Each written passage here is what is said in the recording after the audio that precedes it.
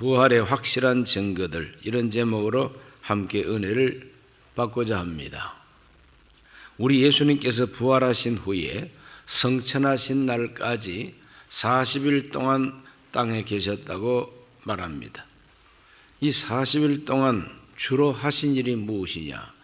그 40일 동안 예수님께서 하신 일은 제자들에게 확신을 주는 일입니다.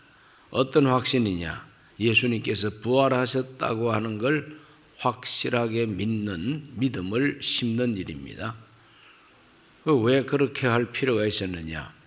부활하신 예수님을 만나면서도 제자들 마음속에 우리가 환상을 보는 게 아닐까? 죽은 사람이 어떻게 살아나느냐? 그래서 우리와 함께 계시고 우리 앞에 나타나 계신 이 예수는 몸을 가진 예수님이 아니라 마치 영을 보는 것처럼 그렇게 생각을 하는 사람도 있었습니다.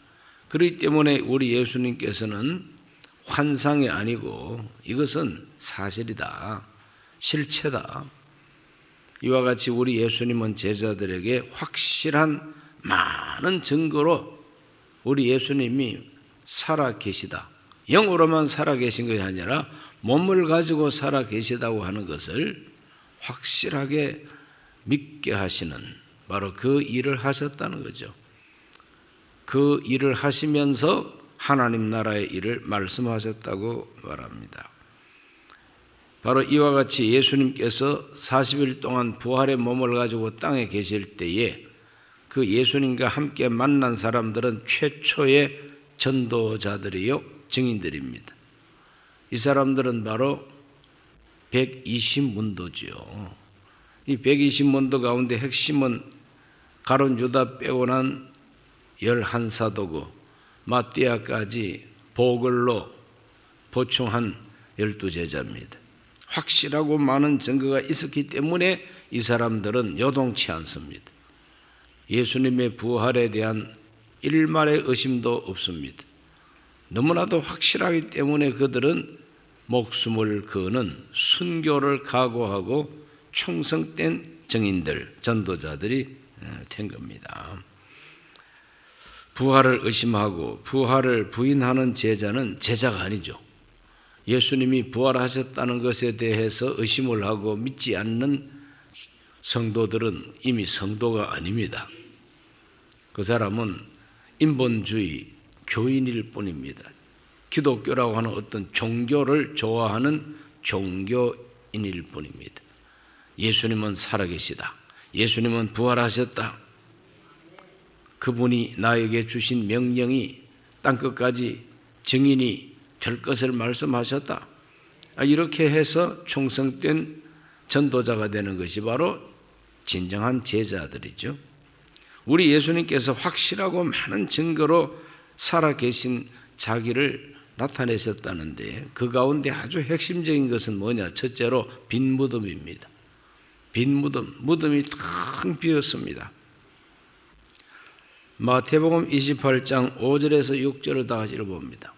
천사가 여자들에게 말하여 이르되 너희는 무서워하지 말라. 십자가에 못 박힌 예수를 너희가 찾는 줄을 내가 아노라. 그가 여기 계시지 않고 그가 말씀하시던 대로 살아나셨느니라. 와서 그가 누우셨던 것을 보라. 한번 따라 하십시다. 와서 그가 누우셨던 곳을 보라.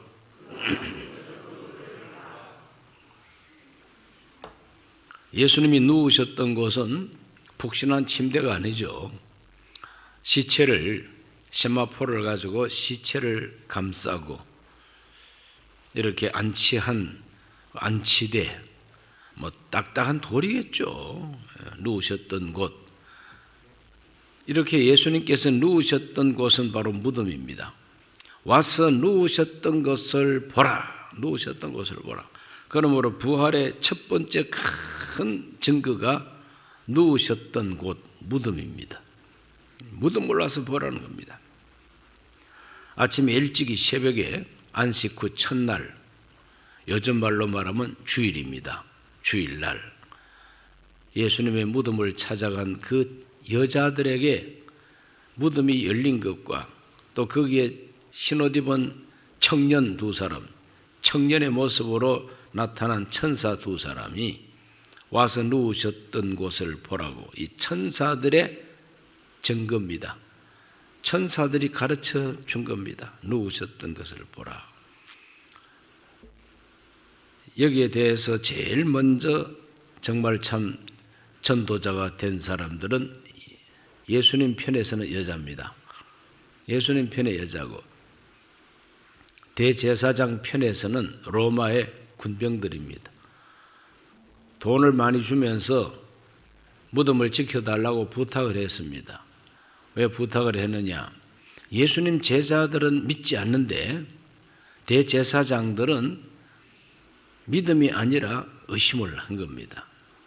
이 나사렛 예수가 살아있을 때 자꾸 살아난다고 애언을 했다는 거예요. 그럼 제자들은 그걸 깜빡 잊어버렸어요. 그런데 대제사장들이 그걸 기억하고 있는 겁니다. 이 나사렛 예수가 죽었다가 다시 살아날 것을 애언했다는 겁니다. 그렇기 때문에 이 무덤은 지켜야 할 무덤이다. 이래서 로마 총독부에다가 우리가 비용을 댈 테니까 군인들 좀 보내가지고 무덤 지켜달라고 부탁했어요. 그래서 그 무덤을 로마 군병이 지키고 인봉을 했다는 것은 아무도 손도 못 대게 뭔가 도장 같은 걸 붙였다는 거죠. 소용없죠. 뭐 로마 황제의 도장이고 뭐 아무 소용없어요. 하나님이 살려내면은 다 그거는 휴지 같지도 않습니다. 그냥 그대로 없어지는 거죠. 그래서 로마 군병들이 지켰는데 무덤 문이 열리면서 지진이 일어나면서 그 예수님이 부활하시는 그 순간에 그 무섭고 두려운 그 광경, 이것 때문에 군인들이 기절을 했다 그랬어요. 군인들이 막 확 기절을 해버렸어요. 사람이 기절하는 일이 있습니다. 너무 갑작스럽게 놀라운 일을 발견을 하면은 기절을 할 수밖에 없죠. 이 군인들이 정신을 차리고 대제사장들을 찾아간 겁니다. 아니, 돈 받고 무덤 지켰는데 시체가 없어졌으니까 뭔가 가서 보고를 해야 될 거 아니에요. 사실대로 보고했어요. 그 사실을 한번 읽어봅니다. 마태복음 28장 11절로 13절을 다 같이 읽어봅니다. 여자들이 갈 때 경비병 중 몇이 성에 들어가 모든 된 일을 대제사장들에게 알리니 그들이 장로들과 함께 모여 의논하고 군인들에게 돈을 많이 주며 이르되 너희는 말하기를 그의 제자들이 밤에 와서 우리가 잘 때 그를 도둑질하여 갔다 하라. 로마 군인들은 사실대로 보고했어요. 사실대로 시체가 없어졌다고. 왜 없어졌는지는 몰라요. 이 군인들은 왜 없어졌는지는 모르고 정신 차리고 보니까 예수님 시체가 없어졌다는 거예요. 그러니까 대제사장들이 돈을 많이 주면서 우리가 시키는 대로만 해라. 밤에 우리가 자는데 예수 제자들이 와서 도둑질을 해갔다고 그렇게 말을 하라 그랬어요. 그래서 마태복음 28장 15절에 보면 군인들이 돈을 받고 가르친 대로 하였으니 이 말이 오늘날까지 유대인 가운데 두루 퍼지니라. 그 두루 퍼진 그 이야기가 뭐냐? 예수님 제자들이 예수님 시체를 도둑질해 갔다는 겁니다. 이걸 가리켜서 소위 도난설이라 그럽니다. 도난설. 예수님 시체를 훔쳐갔다. 이게 바로 돈 받고 거짓말한 군인들의 거짓말입니다. 아마 그런 거짓말을 해가지고 나한테 손해될 게 뭐냐? 당장 손에 돈이 들어왔는데 그 로마 군인들은 뭐 아무런 생각 없이 돈 받고 예수 제자들이 예수 시체를 훔쳐갔다, 도둑질해 갔다, 이렇게 떠벌린 겁니다. 대제사장들이 왜 돈까지 주면서 거짓말하게 했느냐, 이 말은 예수님께서 살아생전에 부활한다고 예언을 했고 드디어 시체는 없어졌으니 이제 부활의 소식이 이제 퍼질 것을 미리 예상하고 미리 찬물을 끼얹어서 불이 붙지 못하게 하려고 하는 옅은 꾀인 것이죠. 도난설입니다. 그러나 생각해 보면 제자들이 와서 예수님의 시체를 훔쳐갈 이유가 없습니다. 시체 훔쳐다가 뭐 하겠어요? 시체 훔쳐다가 뭐 하겠냐고. 아무 소용없는 일이죠. 또 예수님이 누워 계시는 그 무덤은 로마 당국이 만든 무덤도 아니고 대제사장들이 만든 무덤도 아니고 예수 잘 믿는 아리마대 요셉이라고 하는 이 부자가 파놓은 무덤이요, 새 무덤이요. 아무런 시체도 아직까지 들어가지 아니한 새 무덤이요. 거기다가 안치를 했으니 우리 제자들은 오히려 감사하지요.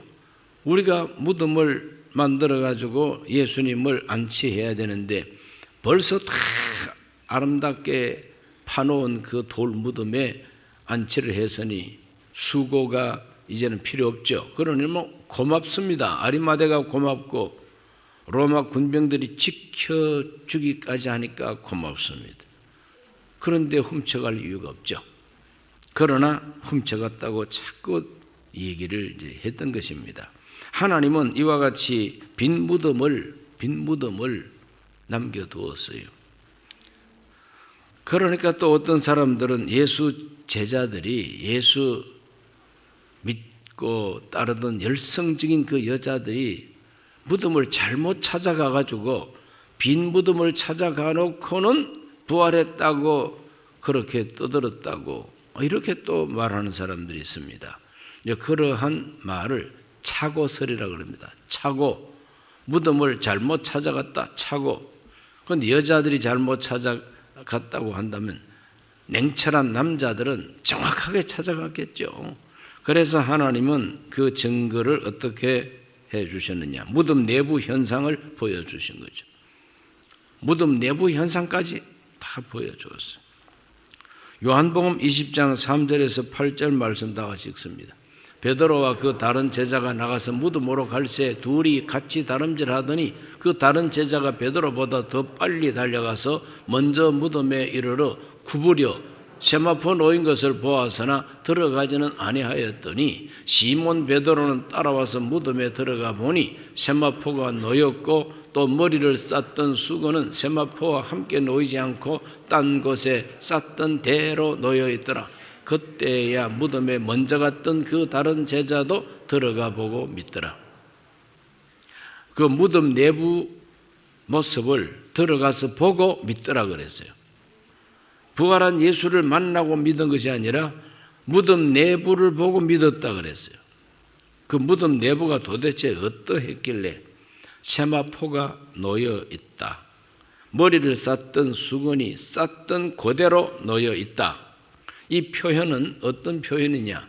자, 시체를 갖다가 염을 해가지고 세마포로 이렇게 감싸가지고 돌 위에다가 이렇게 안치를 했는데 그 세마포를 입힌 것을 누가 뜯은 흔적이 없어요.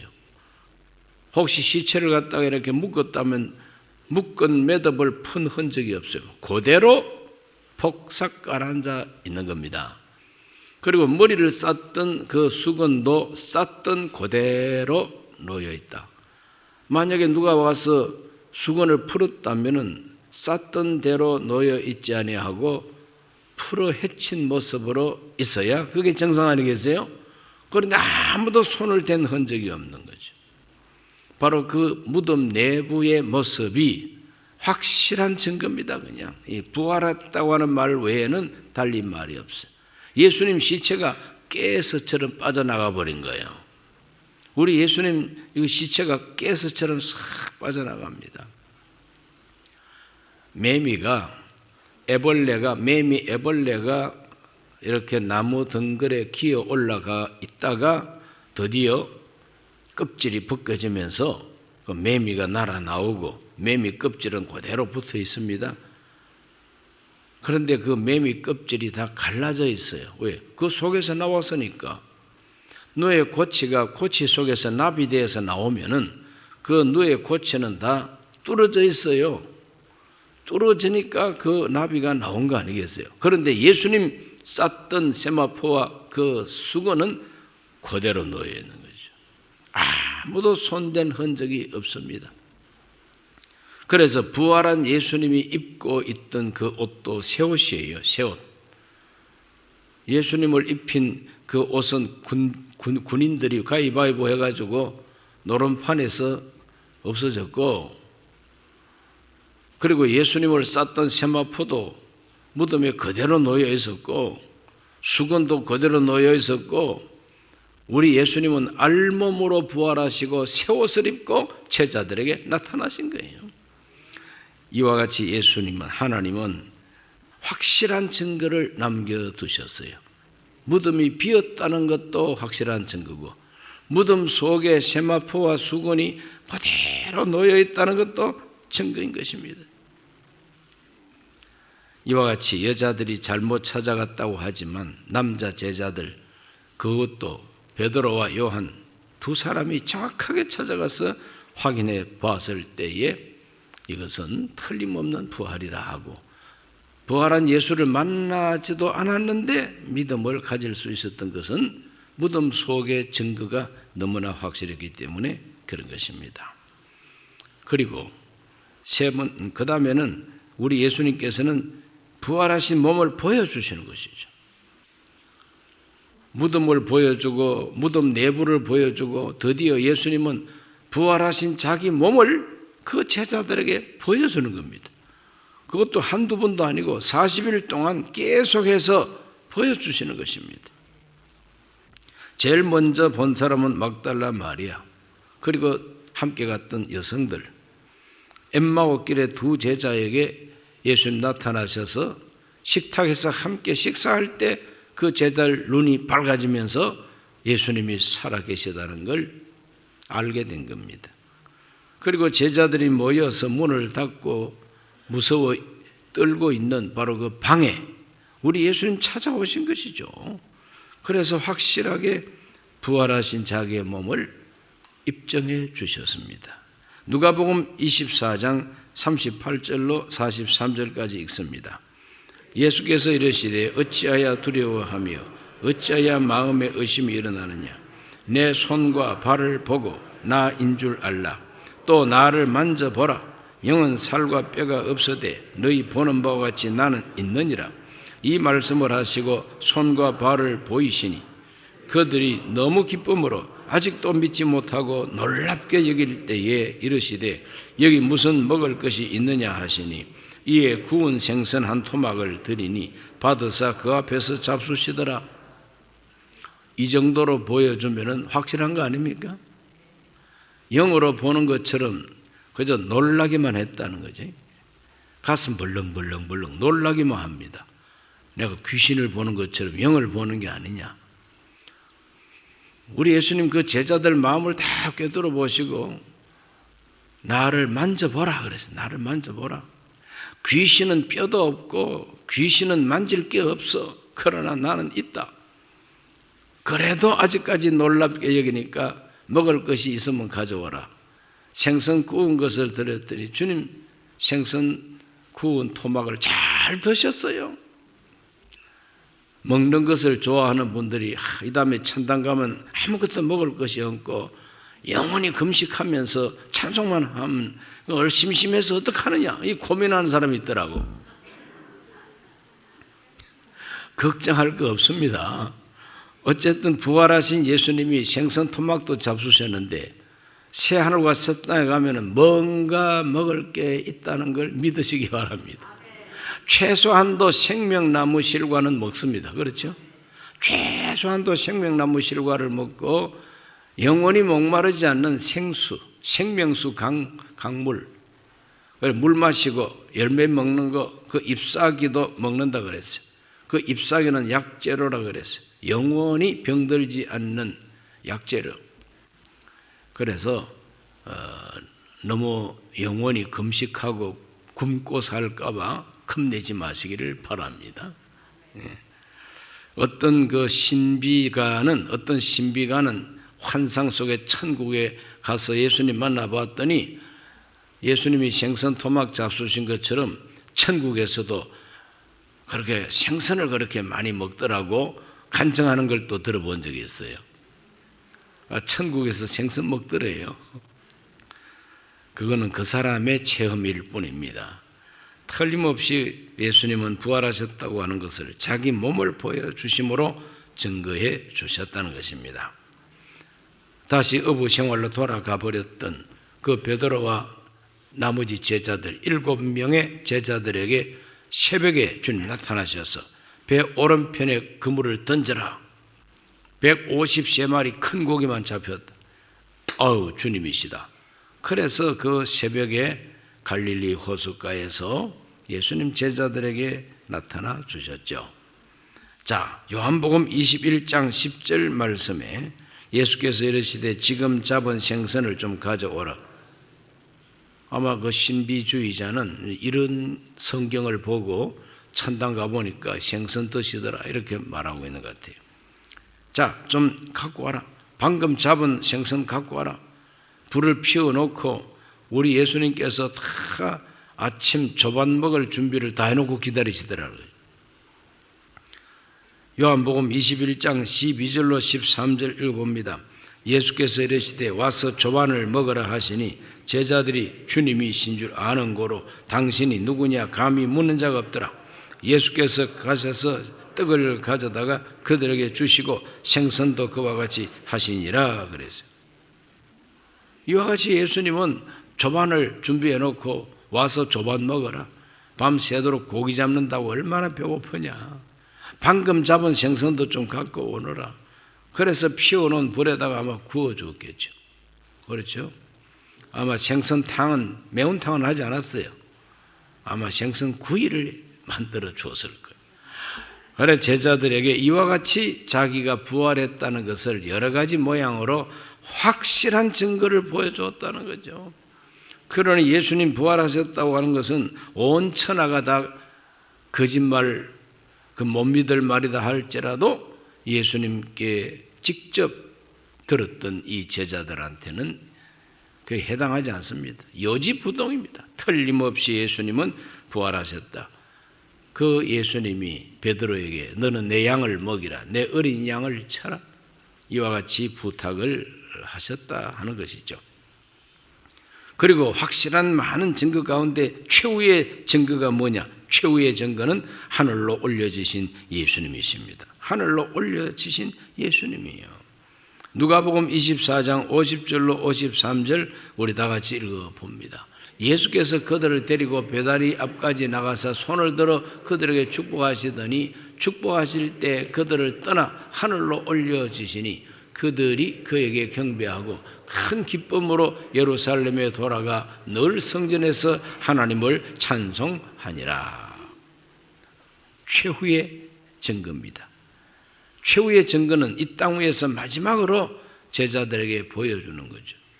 일시에 500여 명 일시에 보여주면서 하늘로 올려지시는 겁니다. 부활한 몸이 아니면 하늘로 올려질 수가 없죠. 그렇죠? 신비한 몸. 이와 같이 예수님은 확실하고도 많은 증거로 자기가 살아있다고 하는 걸 보여주었다는 거죠. 알려주었다는 거죠. 그렇기 때문에 예수님을 하늘로 전송했던 이 120문도, 한 500여 명 가운데 한 120문도가 다락방에 모여 기도하다가 성령 받았다고 사도행전은 말하고 있습니다. 부활이 없다고 그 자기 생각일 뿐입니다. 자기 지식일 뿐입니다. 그러나 부활은 분명히 있었고 앞으로도 있습니다. 할렐루야. 이렇게 보여주신 예수님. 사도 바울은 바울 되기 전에 사울이었다고 이미 말씀드렸어요. 그가 사울이었을 때는 예수 믿는 사람을 잡고 때리고 죽이는 일에 앞장섰어요. 다메섹으로 가는 길목에서 부활한 예수를 만납니다. 육체를 가진 모습으로 나타나지 아니하시고 그때는 빛으로 나타나셨어요. 도무지 볼 수 없는 빛으로 확 하고 비춰오니까 말에서 뚝 떨어졌어요. 당신은 누구십니까? 했더니 나는 네가 핍박하는 예수라 그럽니다. 빛 속에서 들려오는 큰 음성, 나는 네가 박해하는 예수라 그러니까 예수 만난 겁니다. 부활한 예수를 만난 겁니다. 음성을 들었습니다. 그때부터 이 사람은 확 달라져 버립니다. 내가 박해하는 예수는 이단의 괴수가 아니구나, 살아계신 메시아이시다. 그때부터 전도자가 되었어요. 그래서 고린도전서 15장 3절에서 8절을 다 같이 읽어봅니다. 내가 받은 것을 먼저 너희에게 전하였노니 이는 성경대로 그리스도께서 우리 죄를 위하여 죽으시고 장사 지낸 바 되셨다가 성경대로 사흘 만에 다시 살아나사 게바에게 보이시고 후에 12 제자에게와 그 후에 500여 형제에게 일시에 보이셨나니 그 중에 지금까지 대다수는 살아있고 어떤 사람은 잠들었으며 그 후에 야고보에게 보이셨으며 그 후에 모든 사도에게와 맨 나중에 만삭되지 못하여 자 같은 내게도 보이셨느니라. 박해했던 나한테도 보여주셨다. 하나님 앞에 몹쓸 짓을 했던 나한테도 부활한 예수님이 보여주셨다는 거죠. 그러니까 최초의 전도자들은 보고 믿은 사람들입니다. 보고 전도한 사람입니다. 뭘 봤느냐? 부활한 예수를 보고, 부활한 예수를 만나고, 부활하신 예수님의 음성을 직접 듣고 전도한 사람들이 기독교의 창립자들이죠. 제일 먼저 예루살렘 교회를 세운 창립 멤버들은 모두가 다 증인들입니다. 부활한 예수를 만났고 부활한 예수 그리스도와 악수도 아마 했을 것 같아요. 주님께서 주시는 음식도 받아 먹고 하늘로 가심을 본 그 제자들이 예루살렘 교회를 세우는 창립 멤버들이 된 것이죠. 오늘 저와 여러분에게도 주님께서 어떤 체험으로든지 부활에 대한 확실한 증거를 주셔서 믿음을 가지게 해 주시기를 바랍니다. 믿음을 가지게 해 주셔야지요. 저도 처음 예수님을 믿고 잠깐 부활에 대한 의심이 생겼어요. 아무리 머리로 굴려봐도 어떻게 죽은 사람이 살아날 수가 있을까? 막 그런 의심이 한번 싹 들어오니까, 부활에 대한 의심이 딱 들어오니까 교회를 가기 싫더라고. 교회부터 가기 싫고 예배 참석하기가 싫어요. 아니 부활한 것이 안 믿어지니까 교회도 가기 싫어요. 그런데 조영규 목사님께서 신앙계에다가 부활의 증거라고 하는 제목으로 이렇게 기록해 놓은 설교를 기록해 놓은 걸 봤습니다. 그걸 가만히 읽어보니까 그렇구나. 그래서 부활을 다시 확신하고 부활이 확실하게 믿어지니까 또 교회 가고 싶어요. 예배 드리고 싶습니다. 찬송 부르고 싶습니다. 기도할 수 있습니다. 그래서 이 부활에 대한 이 신앙은 사실 우리 기독교 신앙의 원동력입니다. 원동력. 아무리 잘 만든 자동차라도 기름이 들어가가지고 불 붙지 아니하면 움직일 수가 없지 않습니까? 아무리 공부를 많이 하고 신학 서적을 이만큼 읽고 기독교에 대한 지식이 많다 할지라도 부활에 대한 신앙, 성령 충만한 부활 신앙이 없으면 꼼짝할 수가 없습니다. 안 움직여집니다. 그러나 부활 신앙이 성령으로 부활 신앙이 딱 들어오면 이게 바로 원동력이에요. 에너지입니다. 우리 신앙생활의 원 에너지는 바로 성령 충만한 부활 신앙이다. 이거 확신하시기를 바랍니다. 하나님 아버지, 오늘 이 새벽에도 주 앞에 나와 부활에 대한 증거를 다시 한번 생각하게 해주신 걸 감사합니다. 거짓을 억지로 믿으라 하는 것이 기독교 신앙이 아니요, 사실을 사실대로 믿으라고 하는 것이 부활 신앙임을 감사합니다. 확실하고 많은 증거로 친히 살아 계신 것을 제자들에게 나타내시고 보여주셨습니다. 본 자들은 순교를 각오했습니다. 오늘 우리 모든 성도들도 예수 그리스도가 살아 계심을 보게 하여 주옵소서. 체험하게 하여 주옵소서. 예수님 이름으로 기도하옵나이다. 아멘.